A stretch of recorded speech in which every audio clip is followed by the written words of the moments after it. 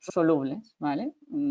La naturaleza, una cosa está clara, que es cuando alguien no es necesario, no hace falta que esté, ¿vale? Por lo tanto, toda esta flora que, aparte de alimentar, ocupa un espacio y protege esas raíces para que los patógenos no puedan estar aquí, porque antes están primero ellos y compiten, todos los patógenos compiten por espacio y alimento, ¿vale? ¿Qué hace? Pues que desaparecen. O sea, si no son necesarios, la planta no va a hacer ese esfuerzo para que estén, ¿de acuerdo? Entonces, no están. ¿Qué pasa cuando no están? Pues bueno, tu planta depende de ti, ¿vale? De que le des los abonos que tocan. Y si tú te pasas, o en ese momento ella no quería tomarse ese soluble, pero le entra con el agua y no puede distinguir lo que coge de lo que no, pues se lo come. Y se puede empachar si tú te pasas de alguna sustancia, ¿vale? Como puede ser un exceso de nitrógeno, de fósforo, de lo que sea, ¿eh? Entonces se lo come porque le estás obligando, digamos, ¿vale? Porque ya es soluble, entonces cuando coge el agua entra, ¿de acuerdo? En cambio, cuando la planta tiene toda esta flora, puede regula, de hecho regula. Necesito más, excreto más azúcares, o sea, tiene una comunicación con la fertilización, no es pasiva, ¿vale? Entonces, ¿qué pasa? Que claro, que desaparecen. Si desaparecen todos esos microorganismos porque no son necesarios, lo que pasa es que los patógenos atacan más a las raíces, todo lo que son enfermedades del suelo, ¿vale? Pueden aparecer más, son más sensibles a que puedan aparecer, ¿vale?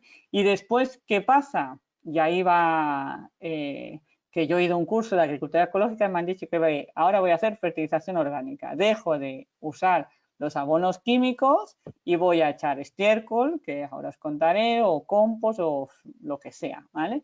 Entonces, lo que le pasa a esa planta es que de repente dice, hola, ya no me dan, ¿y ahora qué hago? Pues ahora me tengo que buscar la vida, pues ahora tengo que buscarme la vida. Entonces, la planta empieza su reconversión real aquí, cuando tiene que buscarse la vida para alimentarse, tiene que empezar a excretar esos azúcares para que los microorganismos estén ahí. Si tú le ayudas aplicando un compost rico en microorganismos, pues vas a ayudar. Si hay hierba, la hierba ayuda a que haya más vida microbiana en el suelo. Bueno, y aquí dependerá de cómo está ese suelo y qué manejo has hecho, que eso sea más rápido o menos. Pero ahí empieza la reconversión.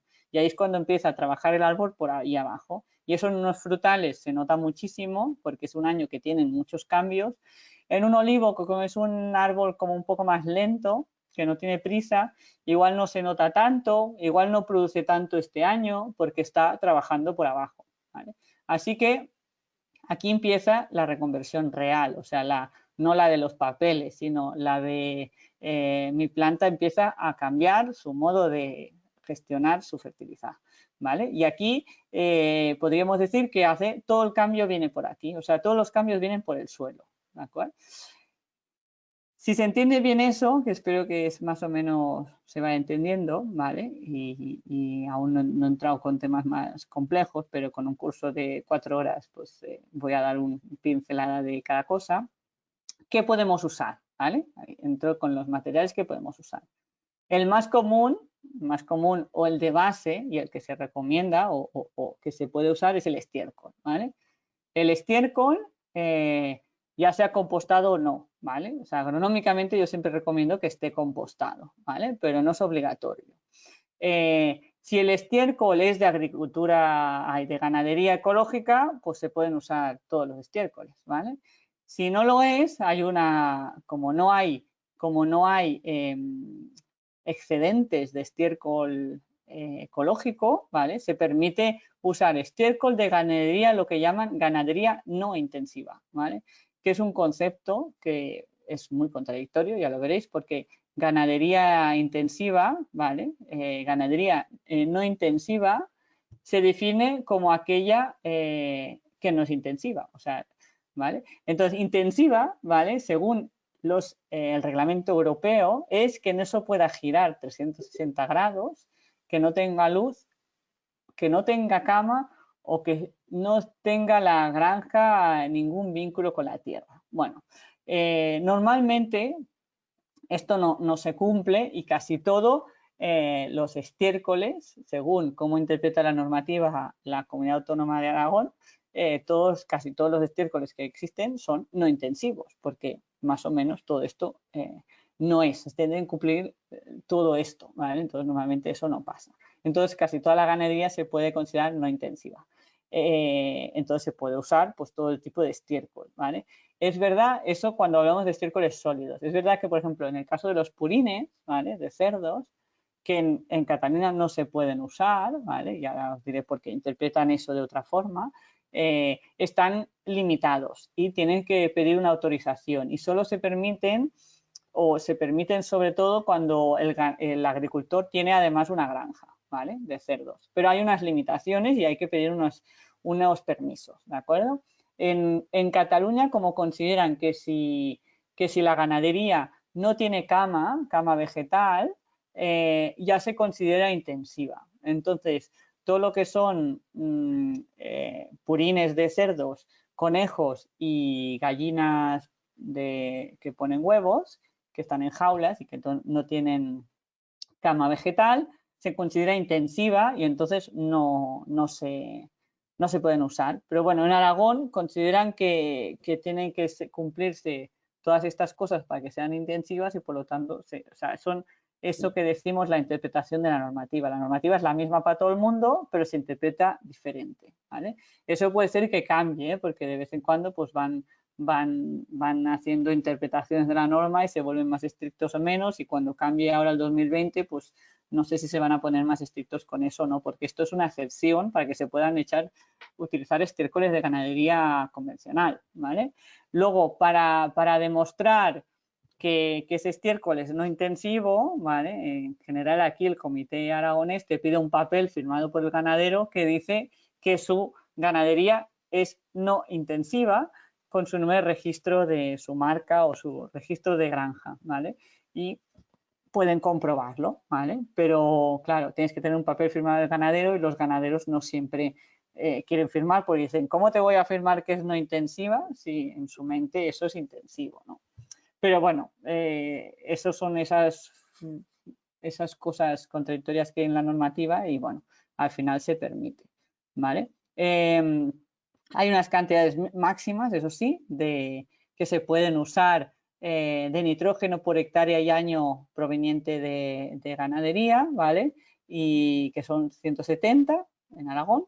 En las zonas vulnerables, si es más restrictivo de 170, siempre está el límite más restrictivo, o sea que si son 140 porque esa zona es vulnerable y no tiene nada que ver con el ecológico, sería 140, pero el comité le está obligado a mirar si cumples la normativa de producción ecológica, ¿vale? Por ejemplo, en Cataluña, de hecho, hay una normativa que ha salido este año pasado mucho más restrictiva que nos limita en función del cultivo, la zona, si es secano, si es regadío, si es vulnerable, no vulnerable, limita todo el nitrógeno que se pueda echar, no solo de ganadería, sino también mineral. Y ahora mismo en el olivo, por ejemplo, las cantidades que podemos usar de nitrógeno de origen animal, digamos, están entre 65, 85 o 130 en función de si es secano, que hay dos tipos de secano, o si es regadío, o sea que es menor, ¿vale? Bueno, para hacer los cálculos de lo que se puede usar, ¿vale? Se usan esas tablas que son las que están en la PAC, ¿vale? Esas tablas ponen la cantidad de nitrógeno que tiene una tonelada de estiércol en función del origen, ¿vale? Y, por ejemplo, en el caso de vacuno, pues de 5,5 sería 5 kilos de nitrógeno por 1.000 kilos de producto, ¿no? De estiércol, ¿vale? Eso sería el... Aquí no se entiende mucho nunca si es sobre materia seca, que normalmente sí. Entonces aquí cuando tienes que hacer los cálculos, bueno, puedes jugar con eso, ¿vale? Cuando hacemos fertilización orgánica, ¿vale? Yo ahora os voy a hacer como haríamos un cálculo totalmente teórico que normalmente no es la realidad, ¿vale? La fertilización orgánica no la podemos calcular como lo haríamos en convencional, diríamos, ah, pues ¿cuáles son las extracciones? Ah, pues mira, yo qué sé, aquí hay un ejemplo de unas tablas que pueden ser la realidad un poco diferente, pero que en función de los kilos esperados, ¿no? de cosecha, pues te dicen más o menos las extracciones, ¿no? Tú puedes decir, pues mira, voy a producir 1.500 kilos por hectárea, no sé, lo mínimo, pues tengo unas extracciones de 30 unidades de nitrógeno. Tú podrías pensar, bueno, pues he hecho 30 unidades de nitrógeno con estiércol, ¿vale? Eso sería un cálculo simplista, que es lo que hacemos para tener una orientación, ¿vale? Pero que nunca va a ser la realidad. Cuando hablamos de fertilización orgánica, lo que tú echas es una cosa y lo que se come el árbol no tienes ni idea. O sea, no tienes ni idea de eso. ¿Qué parte se va a liberar? Si un 10, un 20, un 30, no creo que más, ¿vale? Cuando haces orgánico no todo se libera el primer año, ¿vale? Se va liberando poco a poco. Si se va a liberar en primavera, en otoño, si más en esta época, más en otra. O sea, es súper variable. Entonces, los cálculos están bien para cumplir las normas, no pasarnos, ¿vale? Intentar aproximarnos a la realidad o a lo que creemos que es la realidad, pero luego eso no significa que tu cultivo vaya bien, echando más o echando menos o no echando nada, ¿vale? Así que esos son unos cálculos un poco teóricos, pero por ejemplo, os pongo un ejemplo, ¿vale? Porque es el típico ejemplo bueno, para saber cuántos kilos de estiércol puedo echar, ¿vale? Es un ejemplo, ¿vale? Pues yo qué sé. Para aplicar 30 unidades, que sería para aportar un mínimo de extracciones en una producción pequeña, ¿vale? O, bueno, puede ser, depende, ¿vale? Si es secano o regadío, pues igual, de 1.500 kilos hectárea, que sería pequeña, ¿vale? Con estiércol de vacuno que tiene 5,5, ¿vale?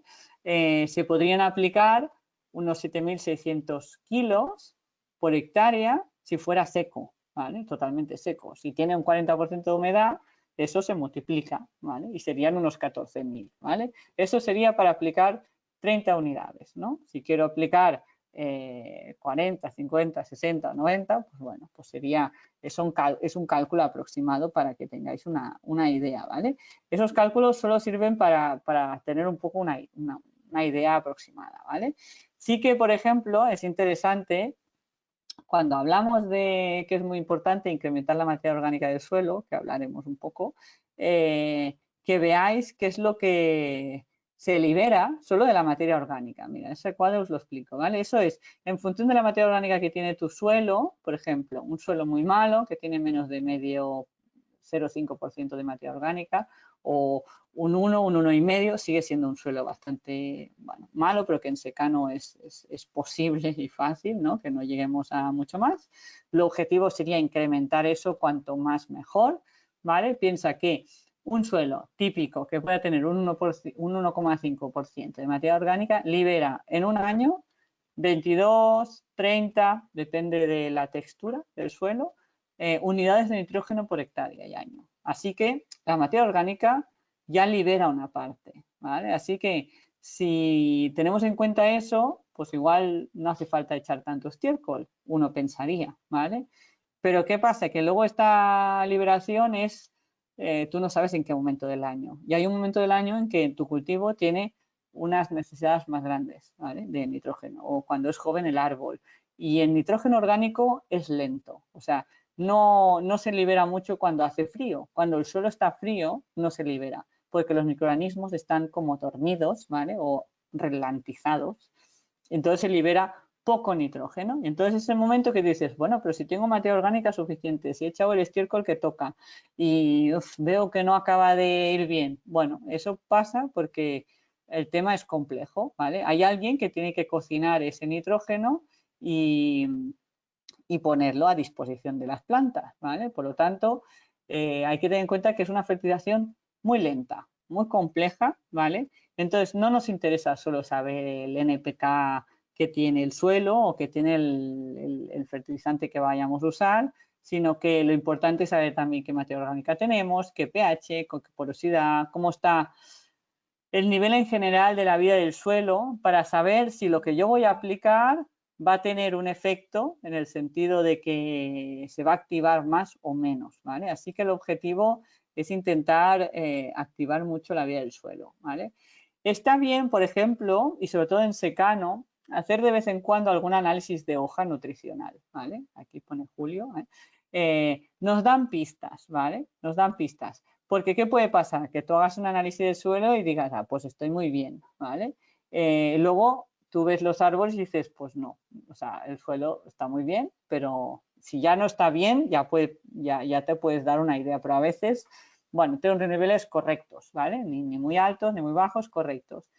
Pero realmente lo que te está cogiendo tu árbol, tú no tienes ni idea de lo que has echado, qué se está absorbiendo realmente, ¿no? Entonces, un análisis de hoja, cuando hay la parada vegetativa de verano, está bien para darnos unas pistas por si hay algún déficit de potasa o si cómo vamos de nitrógeno, cómo vamos de boro, ¿no? Cómo vamos de ciertos elementos que te pueden hacer bailar más las producciones de un año para otro para saber cómo vamos, si tenemos un año de mucha cosecha, si habrá que complementar con potasas de origen de roca, que se pueden usar, minerales, o no hace falta, ¿no? Porque realmente ves el nivel que hay en hoja y es correcto para esa producción. O sea que nos dan pistas, ¿vale? Que a veces está bien cuando haces una fertilización, ¿vale? Esos son los niveles, por ejemplo, de hoja, ¿vale? De unas tablas que están publicadas en internet también, de un libro que se llama Fertilidad de suelos del Pere Villar.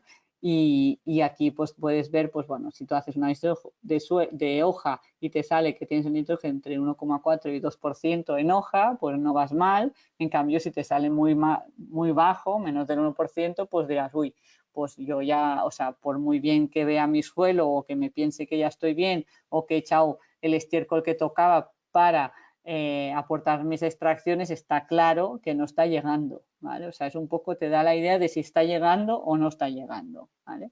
Es para darte pistas, porque la fertilización orgánica es muy compleja, entonces tienes que buscar maneras de saber cómo vas, ¿vale? De saber cómo vas. Luego, cuando hablamos de estiércoles, ¿vale? Y compost, ¿vale? Que es el otro producto que podemos usar en general, ¿vale? No hablamos de estiércol, o sea, a nivel estiércol es cualquier cosa, ¿eh? Pero lo que se recomienda, digamos, es, o yo recomiendo por lo menos, es no echar un estiércol de esos que abandonan en un estercolero y lo dejan ahí un año y te dicen, no, esto es estiércol muy bueno porque lleva aquí un año o más. Si lleva aquí un año más y tiene ese aspecto, ¿vale? Que está, no sé, en la imagen igual no se ve muy bien porque los colores no se aprecian, pero se ven partes como muy negras, compactadas, secas, que si lo abres por dentro, aún está verde a veces, ¿vale? O sea, y está asfixiado y no ha tenido oxígeno y se ha hecho una fermentación que no es la del compostaje, que es aeróbica, sino ha hecho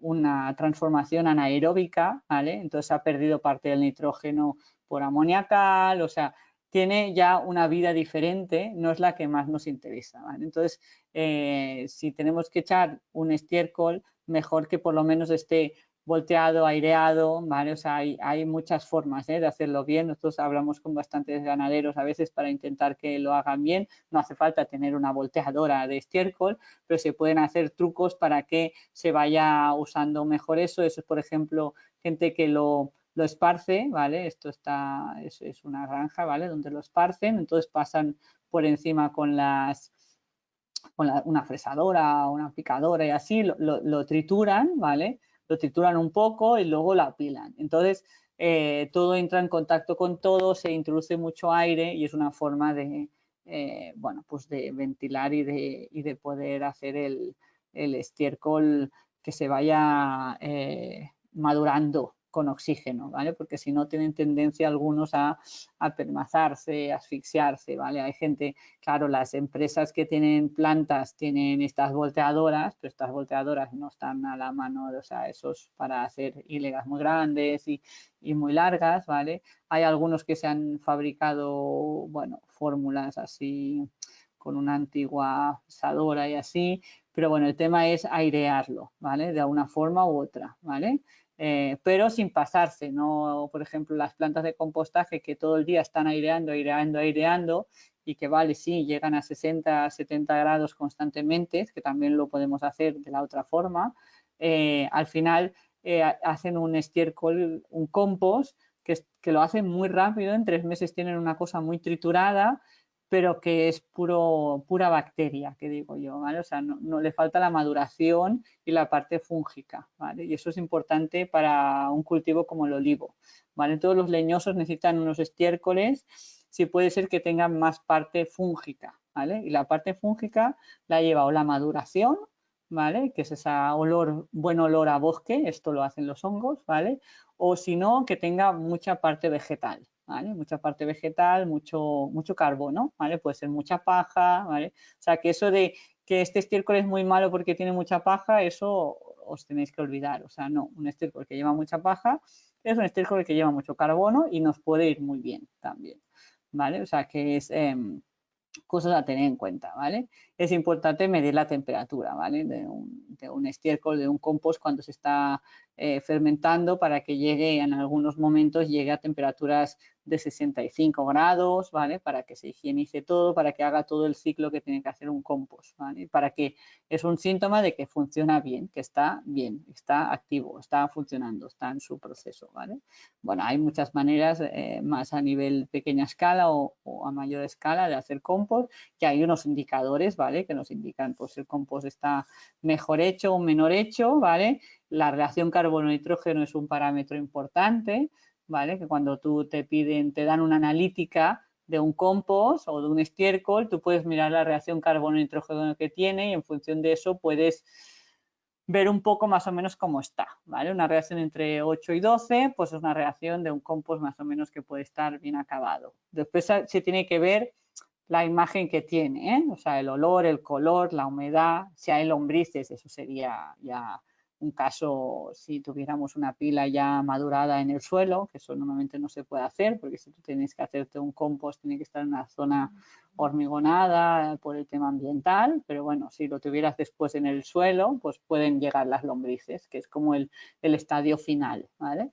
El pH te da un poco la idea, ¿vale? La conductividad eléctrica, o sea, las sales que lleva ese compost, cuando está muy poco hecho o es un estiércol fresco, la conductividad eléctrica es muy alta, ¿vale? Y salen muchas sales. Y luego se va todo componiendo y la conductividad eléctrica no es tan alta, ¿vale? Son indicadores para saber si un compost está bien hecho o mal hecho. Yo intento siempre insistir en eso porque creo que, o sea, lo que hay que cuidar más bien es el suelo, ¿vale? Porque es la base de todo, es la base de la agricultura ecológica, es el suelo, ¿vale?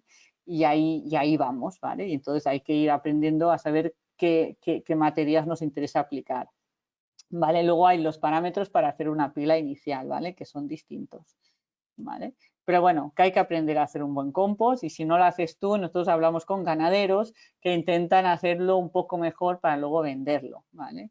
A los agricultores y eso es importante, ¿vale?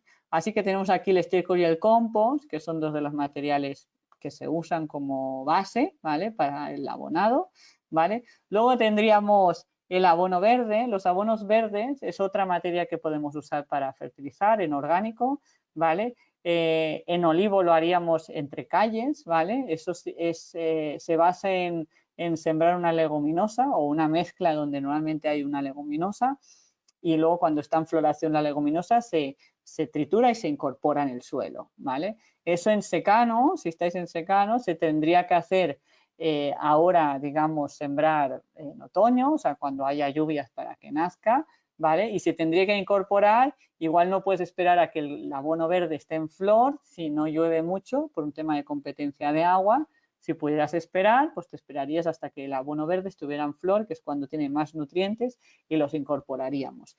Y eso es bastante